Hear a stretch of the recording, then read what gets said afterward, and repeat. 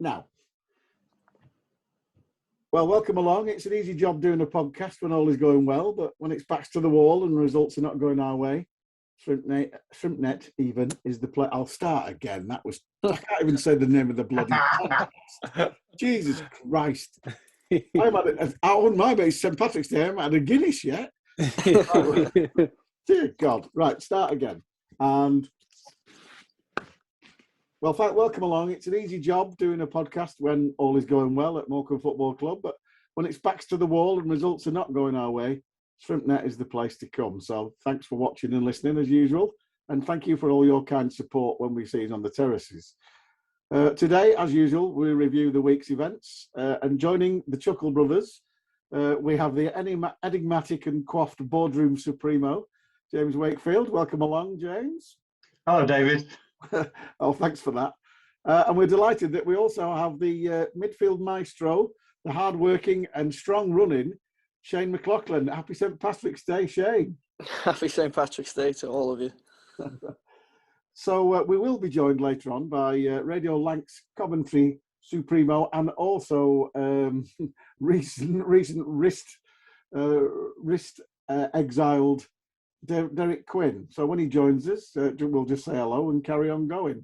But start as we mean to go on. I always take my glasses off at this point, and we need to talk about the week's events. We'll start with Cheltenham last Saturday, Joel.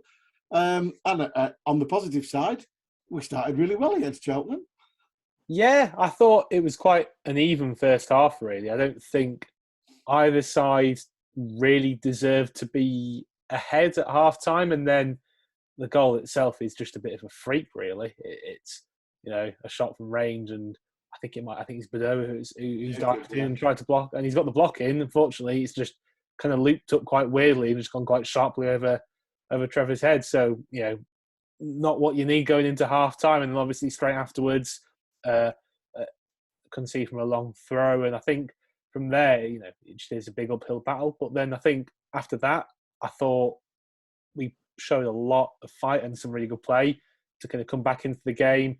Obviously, after that goal mouth scramble where I don't know how the ball didn't go in, but then made up for it a couple of minutes later with Cole obviously finding a bit of space. I think it was actually Shane's ball over the top, and Cole finding a bit of space, working a bit of room, and getting the ball across to Greg Lee. But and after I thought maybe Cheltenham, they took the sting out of the game quite well. Maybe the referee was a little bit soft on that kind of stuff, letting them maybe take the mick a little bit.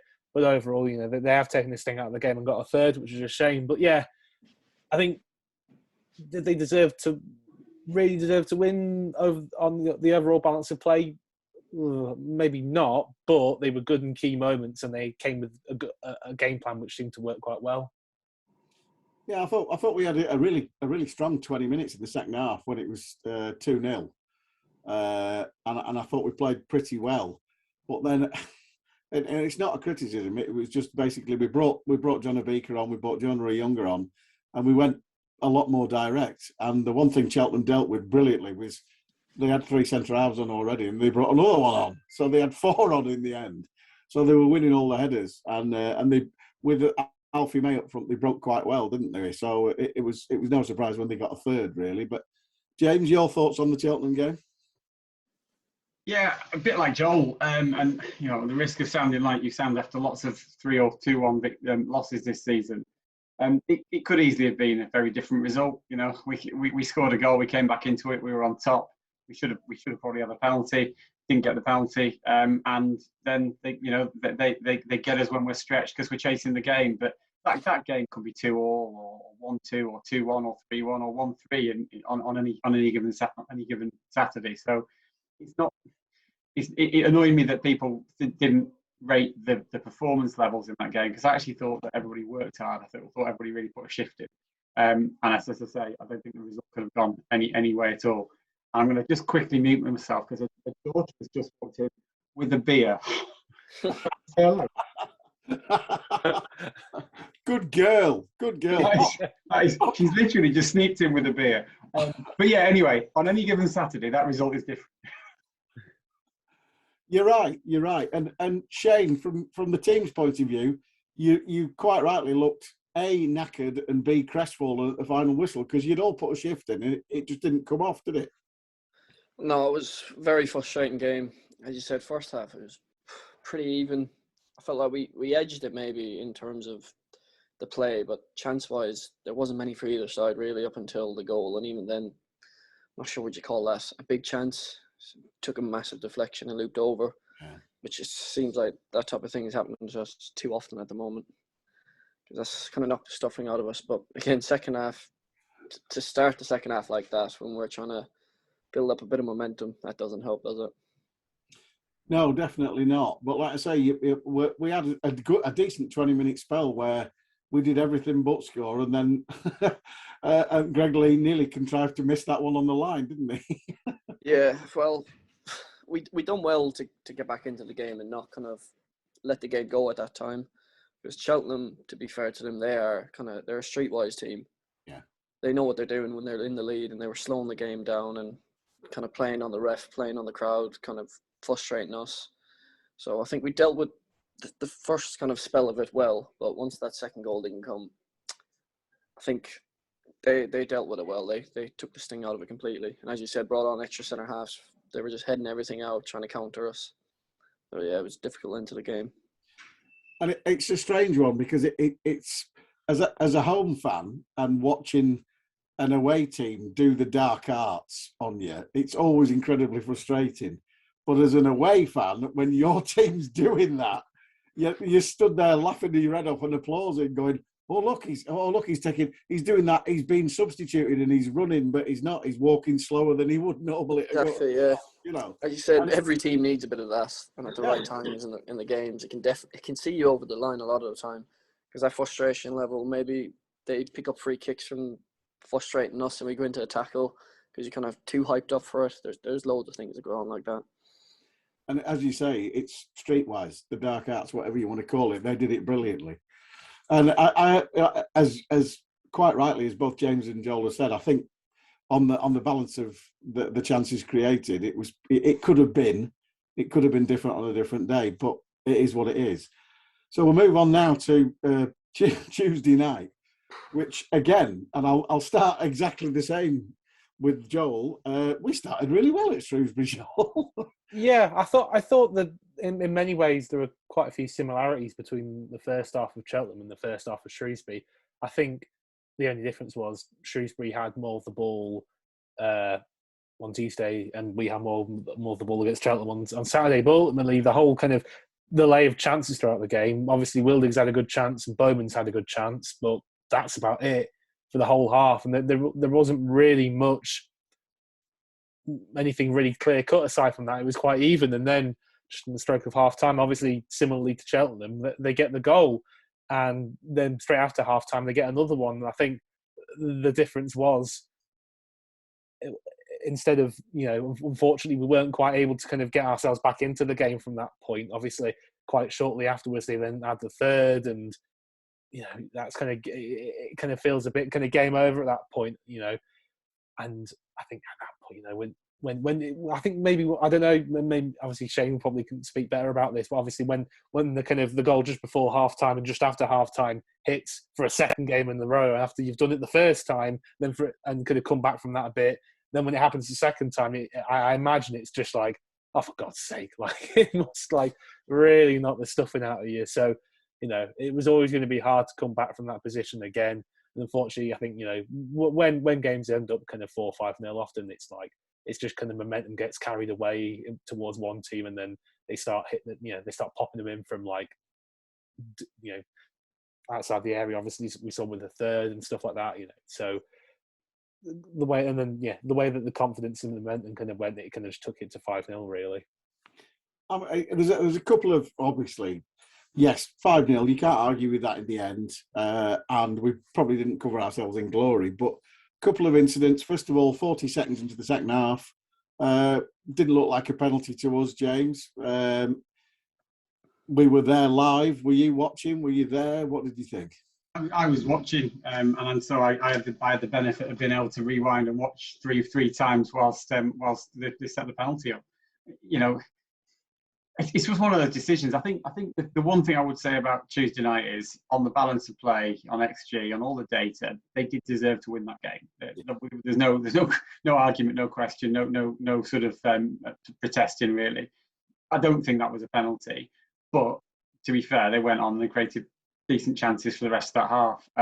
But it does knock the stuffing out of you. And I felt for the players the other night, because I think that a lot of people reacted very emotionally to the result, which is absolutely understandable and fine. But there's been no lack of application of effort over the course of the last few games. And the other night, it's one thing being down to Doncaster and having the benefit of a half-time team talk and being able to go out and just go for it on the back of that team talk. But, to lose 2 goals so quickly in that second half, one to a penalty, which is iffy, and then one to, a worldie in the top corner. I mean, how do you lift yourselves from that when you're playing against a team that's then thinking, you know what, we're safe now. This is our chance to show the fans something. We'll have half an hour of enjoyable football. And it was just a crap night, and that happens in football. That's life, isn't it? It is, yeah. And I'll come to you now, Shane. Obviously, you were there. You played. There was no point in complaining about it now, but the possibility of, it wasn't a penalty. Jacob, what did Jacob say? Did it hit him on the chest? I don't think he thought it was a penalty at the time. I couldn't see from where I was. I was kind of baffled at the decision at the time. But again, for us at the moment, it just seems like anything that happens, it goes against us. As you said, with the Cheltenham, I thought we should have had a penalty. Bolton should have had a penalty. Yeah. And then you see that one and you're thinking, how can a ref give that? Yeah. He's definitely not put his hand up. If it does hit his arms are next to him. So I don't know what to do. But I think that was an accumulation maybe after that. As you said, just before and after half-time, 2 games in a row, concede late against Bolton. I think, it just completely knocked stuffing out of us, which it shouldn't do. But it's difficult when things are going against you like that to try and galvanise yourself. Well, for that spell, they got on top of us for that spell. So I'll go to the third goal, and obviously the cross came in. You headed it away, and we've seen it again since. I didn't notice at the time, but their guy clattered you after you'd headed it. I asked the ref that. He said no chance. It was a challenge for the ball. And I'm going to go now to, we were 2-0 down at Lincoln, and we get a corner, and Cole and their centre-half have a bit of a tangle. Their centre-half falls down. Jacob Beddoe puts it in, and he gives a free kick. Yeah. And disallows the goal. And I'm like, well, that's absolutely no different. So, I think that's the frustrating thing, though, isn't it? Where you see it happen in one game, you don't get it. You see it in another game, someone else gets it. You want that consistency, don't you? So you know what's allowed and what's not allowed, but you don't always get that. But you can't hope for that either, because if you go around hoping that the refs are going to give you something, you're going to be waiting a long time. Yeah, we have been, haven't we? Let's be fair. I mean, you look at the go back to the and you do say, and I'm a firm believer in it evens itself out over the season. And probably looking at it, we scored not two brilliant goals at Accrington to get us 2-0 up. But then again, we conceded 2 goals, which could have been disallowed at Accrington. But when you go back to it, you look at that decision at Doncaster when Greg Lee got rugby tackled by their keeper, and he give a goal kick. I know. It's like, so you've got to laugh, really, haven't you? So you have to. But it's got to be hard in that situation to sort of motivate yourself when you look around at your teammates and they've just got the 3rd goal, and like you say, it was a worldie in the top corner, and all of a sudden you're thinking we're up against it here.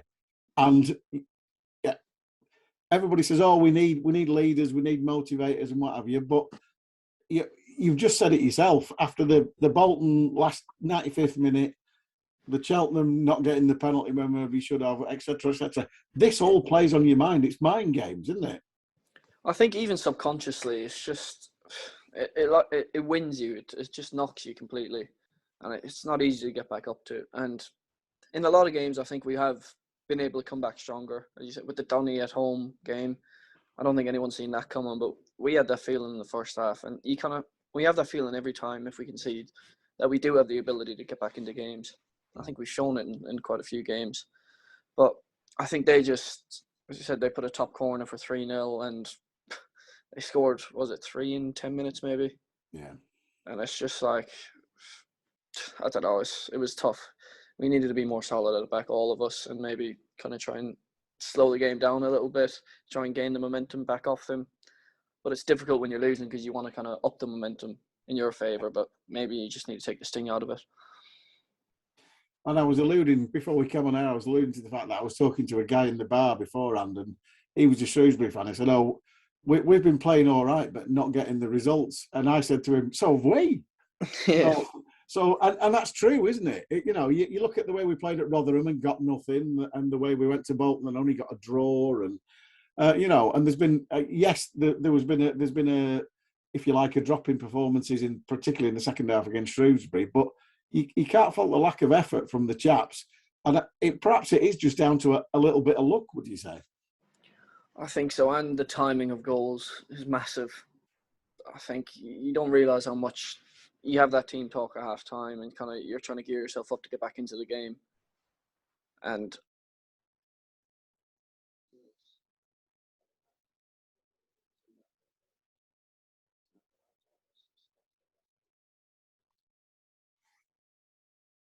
Sound's gone. Yeah, I think the sound's gone. Sorry. Sound's gone on you, Shane. There. Are you back? hello.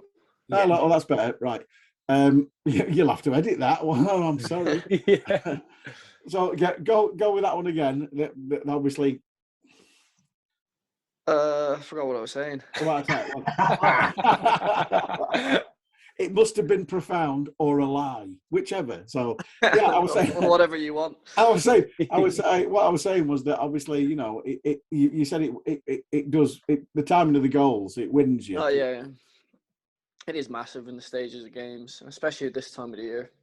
You want to make it as difficult as possible for teams you're playing against, obviously, and kind of get them kind of nervous. If that had stayed at 1-0 and maybe we got more into the game, the crowd might change. You might kind of get on the front foot. So just that kind of knocks you back a lot. So I keep seeing there's a little thing there saying Derek Quinn's here. Is he there? Me, yeah. I'm here, but I've got no camera. You've got no camera. You don't need a camera. It says Derek Quinn. I know why you've got no camera, because you don't want to show us your wrists, Quinn. No, I'm trying to find a camera, but I can't. It's all right. It's fine. So thanks for joining us, Quinny. Your thoughts on the last couple of games? You've been listening to what Joel and James and Shane have had to say about the Cheltenham game, and I'm sure you were watching, and I'm sure you were watching and probably switched off early at Shrewsbury. Yeah. I watched them all. The Bolton game, I'm still disgusted that they didn't get a penalty. Absolutely. We've seen some bad decisions over the years, Freez, haven't we? But that must be up there in the top 5 worst decisions we've ever had in the 30-odd years we've been going down there. And I watch it back, and I still watch it back now, 10 days after, and I still cannot believe that was not a penalty. And then the same again on against Cheltenham. How that wasn't a penalty, Dylan Connolly again. He could have had 2 penalties. And like James, I rewound it and I kept going forward and going back. How are they not penalties? And then Shane's got it right. The timings of the goals that we've conceded have been awful, just before half time and just after time. That kills you. That's 2 games that we've done that, but all season those late goals have absolutely killed us. From the first game of the season at Ipswich, it's been that way all the year through, and it must be it's frustrating for us. It must be so frustrating for the players as well. Which then gives me to another point, Freeze, about the time wasting and seeing games out and being professional. Maybe we're not. Maybe we're too nice. Maybe the Cheltenham keeper was time wasting after 46 minutes on Saturday. Yeah. At least the referee put 6 minutes up extra, that some of them haven't done this year. But maybe we should be a bit more like that, a bit more savvy, a bit more obnoxious in some ways than be like other clubs. James? I'm sorry, I just, Farney dropping his medical equipment all over the pitch, such that the Bolton players had to chuck it off this season. And then last season, Les going and moving the balls. Moving the balls for the long throw. Advertising hoardings and being caught by the referee. I honestly think we played this game as well. And it's just very frustrating when it's played against us. It's played against us well. But Yeah, Farney's medical equipment all over the area. That was just last week. I forgot about that one, to be honest. That's comedy gold. Barry's too nice. He wouldn't have done that on purpose, James. You know that. Yeah, But Liz Dylan knew was the involved balls with that behind as the well. advertising Dylan all grabbing the things. towel That was definitely real. That was by orders. That was an order. Yeah, exactly. So yeah, I take your point, Derek. It is frustrating to watch, and like you say, the Cheltenham guys they got a couple of corners in about the sort of 65th minute or something like that, and I had it on. I just thought I'll just test it, and 2 corners took 4 minutes to take because a guy walked to it to take it and then put it down, and the fullback walked right across and walked. And the referee and everybody was moaning and it took 4 minutes. And then we headed the corner away and cleared it. And then they attacked again and we put it out for another corner. And that took another minute and a half. And it was like, for God's sake, this is like pulling teeth. But it's what they do, isn't it? It's what we do. We were absolutely superb at it, you know, in some games. It's just, I can't remember the games because we haven't won that many. Sorry. But it's true, isn't it? So we'll come to Shane now. Shane, I haven't mentioned it up to now, but I was saying we had a new gentleman who came in the crowd against Cheltenham, and we were telling him who all the players were, and and at number 19, he was born in the Bronx, and you know his reaction. I can't repeat it on here. There's children listed, and it was like, no, seriously, he was born in the Bronx and moved to. You moved back to Ireland when you were 5. 5, yeah, when I was 5. So your parents sort of like were in New York and then went home, or what happened? They both lived there for 20 plus years. They actually met out there. They're both Irish, but they met in America. Ended up staying there for 20 odd years, and then I think my mom wanted to raise kids back in Ireland instead of in New York. So I don't think my dad had a choice really. All right, fair enough. Yeah. And then obviously, you've had some youth appearances for your home country, which is obviously must be fantastic at sort of like being 16, 17 and getting picked. Yeah, it was an absolute honour, to be fair. I still have my first shirt from, I think I was 15, hanging on my bedroom wall back home, so that's quite nice. Still doesn't fit me, but it's quite nice to have. Was it when they were really baggy then, or was it dead? Yeah, tight? they were massive. All right. Down to around my knees. So from then on, obviously, you got a contract at Ipswich, and then you were picked up and really made a name for yourself at Wimbledon. Were you surprised when Ipswich let you go, or were you just thinking, I want to play football? I think, looking back now, I think I overstayed my welcome, really. Obviously, going there as a kid, I got comfortable at the club. Felt like I wasn't really ready for maybe first team, like some players at 18, 19. So I was trying to like bide my time, get bigger, stronger, get better. But then by the time I was 20, 21, I couldn't really see a pathway in. And I think I had 6 months left on my contract, and I asked them would they terminate it and try and like find a different path in the game. And that's when I went to Wimbledon. Thankfully, they did, to be fair. They let me go on a free, so they helped me as well with that. That was quite a brave thing to do, and that was quite mature, really. Well, yeah, it's kind of what you have to do, though. I had 2 loan spells at Bromley before that in the conference, so that was really my only taste. I made a couple of appearances at Ipswich, but nowhere near enough. And I felt like I'm 21 now. I need to start kind of making my own way in the game. And obviously, you did really, really well at Wimbledon, and I know Glenn Hodges and what have you thought very highly of you there, didn't they? Yeah, ups and downs there as well. We had some battles there, but thankfully we always came on the right side of it by the end of the season. But yeah, it was an enjoyable time there. I think spent 2.5 years there. So was it an easy decision to sort of come north? Well, yeah. At the start, I wasn't sure where I was going to end up in the summer. Can't really mention where, but I kind of agreed contract at a club, and then I talked to a few more, but deals fall through all the time, as I'm sure you know. And then pre-season had started, and my agent had asked Steve Robinson, could I come and train to stay fit? And I wasn't really looking to sign at that point. It was more just to get fit and see what happens. So I spent the week with the lads in Worcester, and then at the end of the week they offered me a contract. So that worked out pretty well. Does that come as a surprise? It did, yeah. I wasn't expecting it because obviously the lads had, I think, a week or two maybe done in pre-season already. I'd been doing my own training, but it's nowhere near the same. So I didn't feel like I was that up to speed, but obviously Robbo had seen something in me, so he offered me the deal. And look at the number of appearances you've made now. You've certainly cemented your place, haven't you?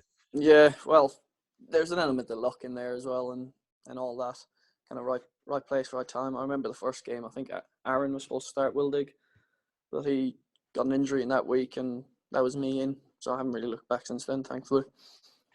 And I know in my introduction, I did put the hard working and hard running, and that's definitely you in your game, isn't it? Because you're all action. I think that's just the way I am. Yeah, I don't think people might expect it from me because I don't think I look like someone who will be in your face and not trying to run over you. But I guess that's just the way I was brought up. So you've got an engine. Do you consider yourself pretty fit? Well, yeah, I think I'm just naturally fit, to be honest. I've always played every sport I could when I was a kid and probably trained the same amount as I did then that I do now with the different sports, different teams and that. So, yeah, something I pride myself on is kind of trying to outwork people and outrun people because it definitely gives you an advantage physically and mentally, I think, when you look at someone and you can see them getting tired and you make that run, they don't want to go with you again. And looking at, obviously, we'll talk about your headed goal against Wimbledon, of all people. That was a beautiful finish. Are you disappointed you haven't been on the score sheet more? Yeah, I know I've not scored too many goals since I've been playing in the first team. But growing up, I used to score a lot of goals at Ipswich as a kid. But then again, I was playing up front for a few years, so that might have been why. Yeah. But yeah, I'm disappointed. Assist and goal tally, I should have a lot more, to be honest. So looking at you have played in, well, I mean, you look at Tuesday night, you were playing sort of right wing back. You played fairly consistently at Wimbledon as a full-back. You've played fairly consistently for us in a sort of sometimes wide midfield, sometimes centre midfield role. Where do you think, and you said you used to play for Ipswich up front, so apart from goalkeeper, where else would you consider? What do you think your best position is? I think centre mid, kind of on that right side of a midfield three. If things were perfect, I think that kind of suits me because I can get forward from there, I can get back from there. And you kind of have a little bit of freedom when you got people behind you. I don't think I'm a deep liar, to be honest, and I don't think I'm a out-and-out attacking player. I think kind of box to box from that right side. Yeah. So, but you like saying when you were at Wimbledon, you were placed mostly as a fullback, and obviously the last couple of games, Derek started you in a sort of like midfield five, or we call it a back five. What do you call it? You can switch it, interchange it out of both of them. It's kind of when we have the ball, it's more of a midfield five, I'm guessing, kind of even pushing on in front of the midfield. And then when we're under pressure, you can drop back into that back five. It's very fluid out there, to be fair. I quite enjoyed it out there. I probably played similar amount of games in midfield and kind of full back, wing back in my career anyway at the moment. So I'm pretty comfortable out there. So before I move on to Joel, we said obviously St. Patrick's Day today. Quite a few Irish accents in that in the dressing room. We used to have sort of like 2 or 3 seasons ago. We were predominantly Scousers, and obviously Scousers have got most Scousers have got a connection to Ireland somewhere along the way. So we're not that different, really. But what's it like in the dressing room at the moment? Are people getting fed up, or are we all, are we still thinking we can go to Wigan and get something, and we can still get? There's 8 games to go, for crying out loud. Exactly. For all the doom and gloom, there's 1 point separating it at the moment. So it's not the end of the world. I know it feels like that at the moment, but when you break it down and actually look at it, there is 1 point in it at the moment, and anything can happen. As you've seen all season, you can beat anyone any given day. Do you know what I mean? It's not a given when you look at fixtures and think, oh, they might have an easier one. It's not like that in this league, and it never will be. Anything can happen. So yeah, I think there is confidence. Obviously, that a lot of frustration in the building after the last few results, but I think that's only natural, and you need that as well to try and kind of spur you on. But I think there is a lot of belief in the squad. And when you look around at each other, you're kind of thinking, we have enough to do this. We have more than enough to do this. We shouldn't be in this type of position in the first place. And we've all been, obviously, you as a professional, but obviously Derek and the rest of us, we've all been watching long enough to know that it only takes one piece of luck at Wigan on Saturday and we come away with a 1-0 win, and all of a sudden you start believing in yourself again, and confidence is key, isn't it? I think that other teams looking at that, even if I don't care if they have 99% possession, 100 shots, and we win 1-0. Just it gives you that extra something going into the next game. Teams are going to think they're on their run now. It's just psychological, any little edge. So, as I said, more than confident that we can go make it difficult for them, as we did in the home game, to be fair. I think we were unlucky in that one. So, we know what they're about. I could point to James McLoughlin handball in his own area. Again, and it hit his arm, dropped, and he cleared it when Ryan McLoughlin was right behind him and in. But, I'm not bitter. Yeah, well, I said, hopefully things will even themselves out over the season. So there's a few games left for that to happen. Yeah, there is. We're only due about 17 penalties in 8 games. Be nice, wouldn't it? Joel, I'll hand you over to Joel now. I'll probably ask you far more probing questions. No problem. I was just going to say, going to Wigan on Saturday, I think that the narrative is there that we've just lost 5-0 to Shrewsbury, who've scored something like less than a goal a game this season. So obviously, that definitely means we're going to win 3-0 on Saturday. I don't really see any other outcome. That's just how it works. I think firstly, I was going to go back though to what Freez said about the running. Do you ever get tired? Obviously, yeah. I will say I do, but I do think it's a lot mental is a big side of it. I just feel like if you keep pushing through that pain barrier, that there's always something extra in there that you don't know you have, and that's kind of what I keep trying to do. Because hearing you speak before, it sounds like it's kind of something that ability to just kind of run quite a lot. I compared it on Twitter the other week to being kind of a marathon runner and a sprinter at the same time. But just that kind of ability to drive through, is that something that you've kind of always just worked on throughout your whole life, really? And it comes quite naturally. I would say so. I think just in my family is pretty fit. Both my siblings, they are pretty sporty people as well. I think it's just in my genes, really. I'm happy you said sprinter as well. Not many people give me the credit. I think I'm one of the quickest out there as well. I don't look it, but when I get going, I can be pretty quick. There we go. So, kind of obviously looking into where you've been playing. Obviously, you said that you prefer midfield. With those kind of roles, that when you move between them, how do you kind of adjust, and what do you kind of see as the main differences between kind of playing in the centre and playing out wide? I feel like in a way, out wide is you have kind of more of the pitch to look at, and you have the touchline at your back is one way I was kind of taught that you should never get closed down by that. You always have like space to open into. So as one thing, the thing I find most difficult is kind of getting back in the defensive line and making sure I'm in front of my centre half, so I'm not keeping everyone onside, because it's something I've not done that often this season. So that took a little bit of adjusting to, and kind of positionally where to be in regards to their wingers and stuff.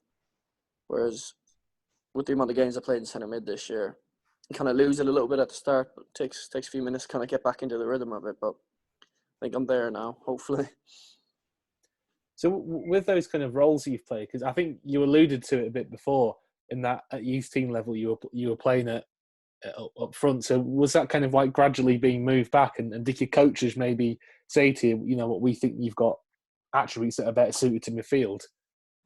I've originally came to England as a centre mid, but they kind of pushed me more forward. I was kind of as an attacking mid that they seen when I was younger. And then it was just, there was no strikers left, basically, at the under-21s at Ipswich, and they ended up putting me up front. And I scored a few goals, so I ended up staying there for a few years. But I always wanted to kind of come back into a more box-to-box midfielder, because I felt like with the energy I like to bring to a game, I think it suited me more being able to go up and down. I felt like I was kind of trying to contain myself when I was up there a little bit. Yeah, I mean, it's interesting you mentioned the kind of bringing energy to a game. Is that because I think a lot of people have kind of watched your performances this season and seen that and kind of felt that having you in midfield does give us that kind of extra bit of tempo. Is that kind of something that you kind of set out to do, or was given as an instruction to you as a manager? Yes and no. I think it's just kind of part of the way I play anyway. And like, I like to think I'm very good technically, but I think my biggest attribute is energy and kind of getting around the pitch and putting people under pressure. and that side of it. But I think it's just the way I play, and I think managers obviously see that, and they see your strengths, and they kind of ask you to go with that. So also kind of picking up on something you said before, though, obviously you mentioned when you did originally come over from Ireland. So I was looking at your Wikipedia earlier, and you look like you came over at quite a young age. So what was that like to kind of adjust? Because it's quite a long way to go from not only to move over the channel. Is it a channel? I don't know. Over the Irish Sea. Irish Sea. Sorry, okay. I can't remember what the water's called. Sorry, but It's all right. moving over to England, not only over to England, quite far down south, down in Ipswich. So what's that kind of like making the move at that age? I think first couple of weeks I struggled a little bit, which is understandable. But thankfully, I've never really been homesick. I got to grips with it pretty quickly. I think it's just I had in my head what I wanted to do as a kid, and it's since 3 or 4 years old I wanted to do this. So I was like, I'm going to put everything into it. And one thing that helped was a lot of Irish players and staff were at Ipswich at the time, so that did help a lot. It was like a little home from home there. So I think that helped me settle in very quickly. Yeah, no, I bet, yeah. And I think something else you mentioned earlier about your agent contact, saying, getting in touch with Stephen Robinson, obviously saying about potentially training. That seems almost like quite an odd link, actually, because doing a bit of like part-time training, but having been in Wimbledon previously with a club from North Lancashire. So how did that kind of come about?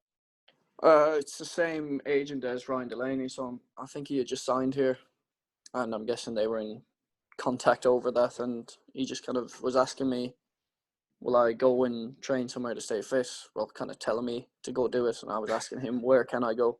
And I think it kind of fell onto that, quite luckily, to be fair. Very interesting. Yeah, cheers. Back over to you, Freeze. So we'll for next week we'll buy Joel an atlas so that he knows where the North Sea, the Channel is, and the Irish Sea. Because if Shane came over the Channel, he'd gone from Ireland to France, and then well, maybe he went on holiday first. I don't know. Yeah, true. Who knew? He might have been training in Northern France, and then thought, I'll try Northern England instead. There you go. So we're looking ahead to the weekend. We've already touched on it briefly.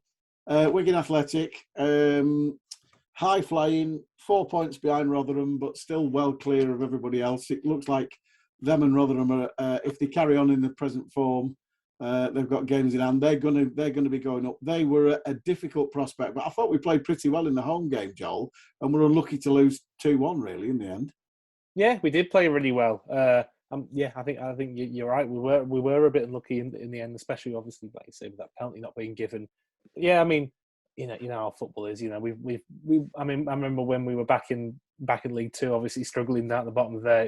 It was quite frequent that we'd, not quite manage it against the teams in and around us, but then go to top of the league or whatever and then beat them. So the same could probably happen in this league. It's a funny sport.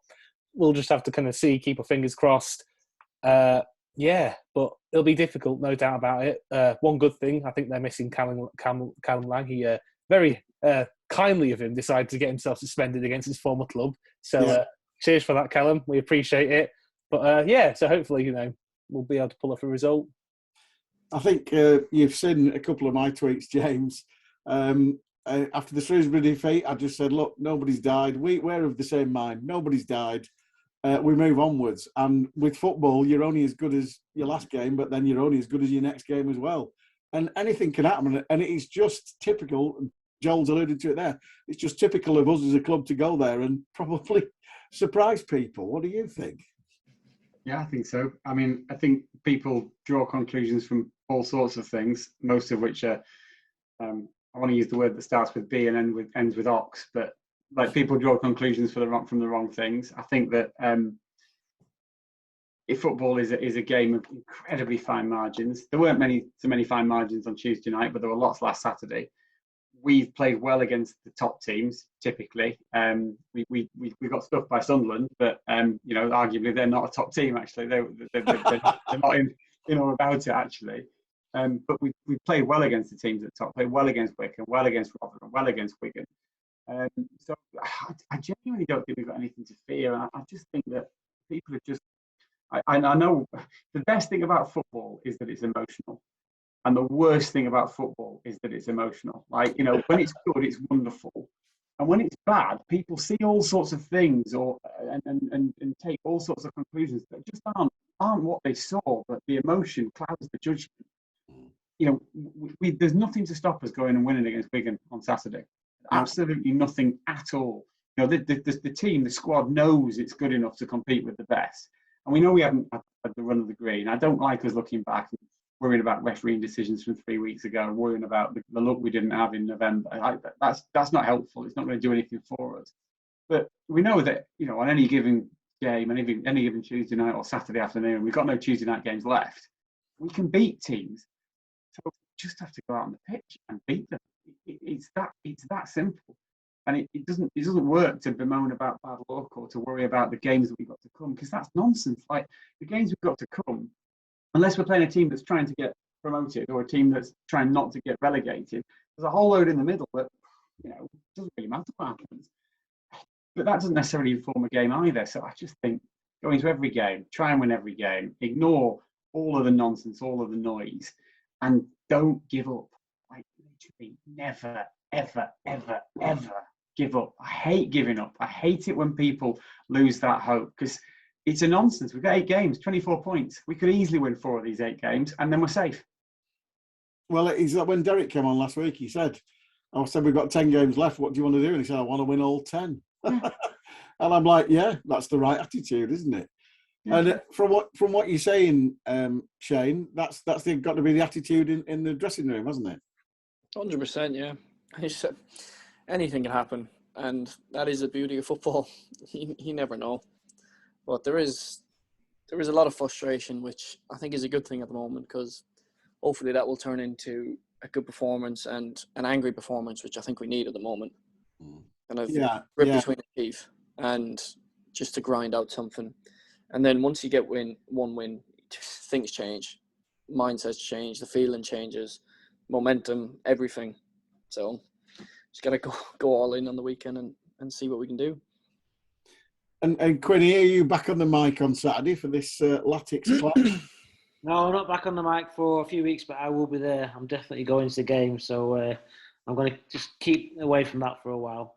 You're not walking there, are you? Not at the minute.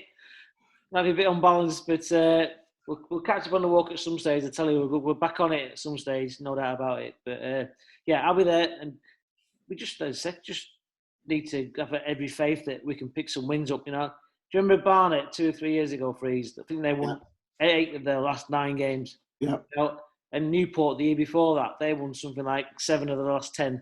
You just got to get that belief, get a win. A win on Saturday would be massive, because you know the clubs around us, we're still only 1 point away, so 2 points away. So that's what we need. Going to the game, it's going to be tough. We know it's going to be tough, but hey, it's 11 against 11, as you say. All the cliches I can use.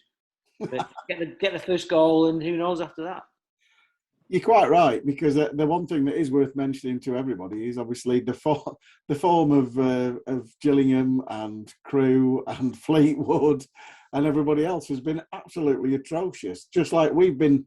I did like somebody put on Twitter Morecambe's last 10 games, and they put yellow for a draw and red for a loss, and it was yellow, red, yellow, red, yellow, red, yellow, red. And a mate of mine went, isn't that Granit Xhaka for Arsenal? Which yellow, red, yellow, red. I was like, oh, yeah, that's quite good. But like, so we've been picking draws up, and other teams have been picking draws up. The only issue that I have is that, you know, Fleetwood have to play. I think they play Crewe, and I think they play Gillingham, and so they both can't lose. So we've got to start picking up points. That's my only point. But you know, if we could start Saturday, that'd be absolutely smashing. But you know, it's going to be tough. It is going to be tough. They're going to be backed by a fairly sizable crowd. The Crewe's in. They've had some good results. They beat Crewe midweek 2-0, and apparently, you know, were pretty comfortable. As you've said, they're missing Callum Lang, who was outstanding against us on that sort of right-hand side up front, Joel. So they will miss him, but they've got some really, really capable players. But we've got nothing to lose, have we, Shane? Exactly. At the moment, doom and gloom, as I said. So it's a dangerous thing to write teams off as well. So hopefully that if anyone's looking from the outside in, can write us off and we can prove them wrong, because we're more than capable of doing it. I hope so. I think that's an important point as well, because we're used to being written off, and normally we're written off with 2 or 3 or 4 games to go. There's 8 games left. It's an absolute nonsense to write a team off with 8 games left within a point of safety. Like it's not logical. So brilliant that people are writing us off. I've listened to podcasts up and down the League One podcasts, and like literally we're down. We're dead and buried. Which if we were 3 games left and a ridiculous goal difference to overhaul, but we're not. We're 8 games. We're a point. Like brilliant that people are writing us off. Like write us off all you like, because that's just motivation. Yeah, you're right. And as a football fan, I suppose you always sort of like prepare for the worst and hope for the best, don't you? And that's what we've just kind of carry on doing. Yeah, absolutely. There's so much football left to play, and the squad knows it's got it in it to win games, and knows it should have won more games in the last 10 or 12 than it has. At some point, we're going to get a lucky victory. At some point, it's going to be like 0.2 xg to 5 xg, and we're going to win 2-0. And I will love that point. With a penalty and a deflection. Oh God, yeah, absolutely. A penalty we don't deserve, and a deflection. Shane's back. Like, who cares? Absolutely horrific dive from Dylan Connolly. Yeah, brilliant. Honestly, yeah, exactly that. Cole might go down easily for once. Something like that. We might win 3-0 with 3 goals we don't deserve, and who cares? Like, just need that win. So move on to Derek. Derek, you were going to come on earlier than this to talk about your 1,000,000 steps for charity, but you had one particular fall on your holidays, which has set that back a bit. Talk us through that. Well, I had a month off, Dave, which is great. Before I start a new job, I had 10 days in Tenerife and then the rest of the month here. And then on day 8 in Tenerife, I'd done 300,000 steps. I was absolutely smashing it. And then I'd love to say I did something heroic, like save a cat from a burning building, but I fell over a bollard and both broke my wrists. Was this in broad daylight or what? 12 o'clock in the afternoon. A bollard I just didn't see with my sunglasses on, and that was it. Smashed both my wrists. I had to stay in Tenerife to get operated on, get some plates and some staples in my wrists and all sorts of stuff. So I've got more metal in my wrists than a Fiat 500 at the minute. So we'll go from there, and it's it was pretty painful, pretty embarrassing, but and the walk I'll have to think of another way, but I'm definitely going to finish it. It won't be in a month, but it'll be. I've given myself 23 days to finish the 700,000 steps. Don't know when those 23 days will be, but we'll get them and we'll do it. Well, the good thing is you haven't broke your ankles. That's the good thing.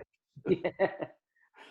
Because obviously, loads of people I know have sponsored you, which is a fantastic thing that you're doing.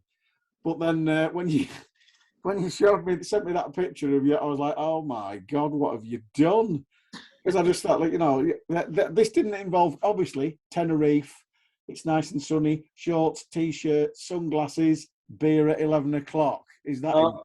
You know me, Freez, and I don't drink. I'm professional, as you know. I'm not car journey down to those games.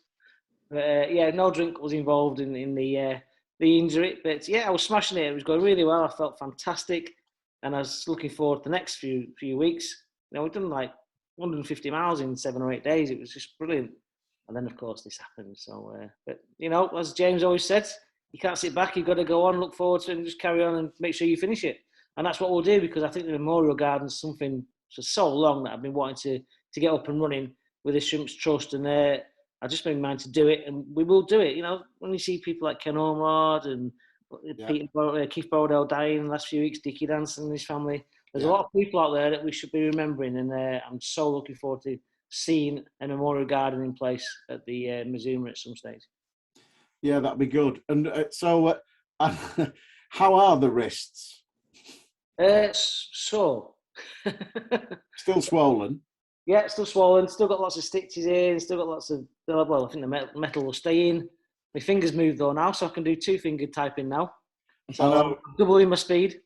Oh well, that's good, because there was much hilarity on our little WhatsApp board, because Matty had said, "I text Quinny, but he's not texted me back," and I'm like, "Well, yeah, he wouldn't, would he?" Because it's like just a one-finger job. Somebody didn't say who took the picture. It certainly wasn't me. I can guarantee you that. How did you get Oh, yeah, true. But so we're getting faster. We're getting quicker all the time. Good. And when are you back on the mic then? Do you know? I don't know yet, but it's health and safety and things like that. We've got to make sure everything's right. But I'm certainly going to the game Saturday. I'll be there, and I'll be doing some reports for somebody, I'm sure, but just not on the mic. So if they say stand up if you love Morecambe, do the casts weigh you down? I'll just sit down and put my hands up. You'll be able to see them from quite a way away. Yeah, quite probably. Well, good luck with that. I really hope you get to complete it because I know it's for a brilliant cause. I will do. There's no hopes. I will definitely finish it. Well, that's good. That's good news. And James, I'm going to come to you now a little bit about what's going on in the background. Obviously, these are difficult times for a board because, as I alluded to before, you've got to prepare for the worst and hope for the best, haven't you? So, from that point of view, nothing's sorted yet. So I think you've got to look positively at the rest of the season and say, okay, we've got a new manager in, and Derek's doing his damnedest behind the scenes, and that's something I haven't touched on with Shane actually, in the fact that obviously changing manager, it wasn't our idea to do that, was it? It wasn't of our making, but we've made a pretty good fist of it. Looking at the rest of the season, you've just got to really sort of keep going and keep the plans as they are, I suppose. Yeah, the plan doesn't change. We always said to be sustainable and competitive in League One by 2024, and that remains the plan. And we plan for the worst, we plan for the best, we plan for the likely. I will admit we've stopped planning our budget for the Championship. That is unlikely. But we always plan for best, worst, and likely, and that's the way any good organisation runs itself. But no, nothing's changed. Absolutely nothing has changed. If you've had results on the football pitch, you can only control the controllables. You can't control what's not controllable. You can't control Dylan Connolly not getting a penalty. You can't control the ball, looping off Jacob Meadows and going in the top corner. You can't control these things, so you control the stuff you can. And that's all going exactly as we wanted to. In fact, it's going best than we wanted to. Just need some results on the football pitch. But I think that will come. We've still got plenty of time left. So yeah, nothing changes. Absolutely nothing. The plan's the same. Keep going and come out the other end. Perhaps please feel free to answer this in your own way. But there was plenty of talk on one of the message boards about there's one or two clubs, Wigan for one, and I can't remember the other one, who are already offering season ticket deals for next season. And obviously Wigan are fairly confident they're not going to be in the same division, but et cetera. And there was quite a few fans saying, why are we not doing the same? And I'm like, well, it's not something we've ever done really at the end of a season. Is not think about season tickets till where we are, I suppose. Is that right? We'll be a bit quicker this year. We've already agreed what we're doing. And I suppose, we came up into League One last year and we did something that nobody expected. And we'll put something in place for next season that we think is absolutely as it should be. We've said all along, until that stadium's full, the prices shouldn't move.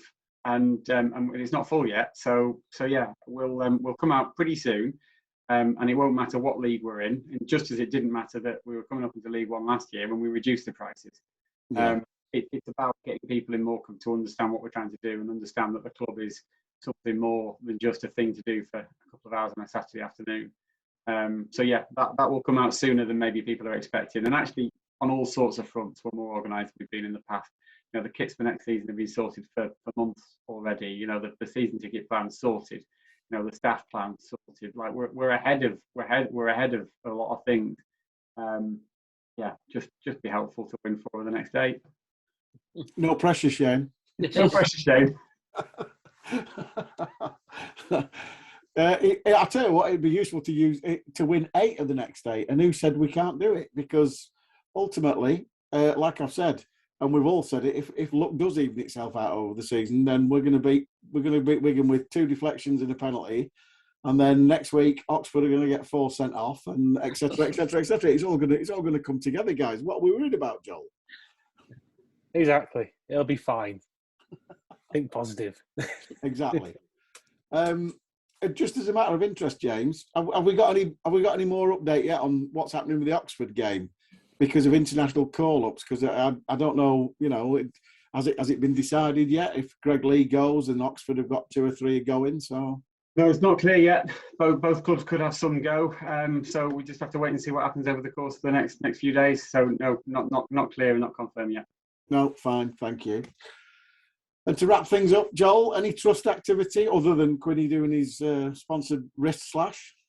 Yeah, not too much more to add, really. Obviously, Quinny's given us a nice little update on the Memorial Garden as well there. Wigan coach, it's full. Sorry, but it's only a quick train ride, so we'll still make a good day of it, and hopefully we'll have lots of fans down for that. Yeah, the trains are very, very good to Wigan, and it's probably about a 20-minute walk, isn't it, from the train station? Yeah, roundabout, yeah. Yeah, something like that. You go past lots of pubs if that's any help. So you never know. I mean, that's not at all what I was thinking about Freeze. I don't know why you'd ever mentioned that. Yeah, well, it can get quite hot on trains, and you get quite thirsty. Just saying, Exactly. So, thank you to all the guests tonight. Obviously, James for coming on and giving us an insight what's going on in the boardroom.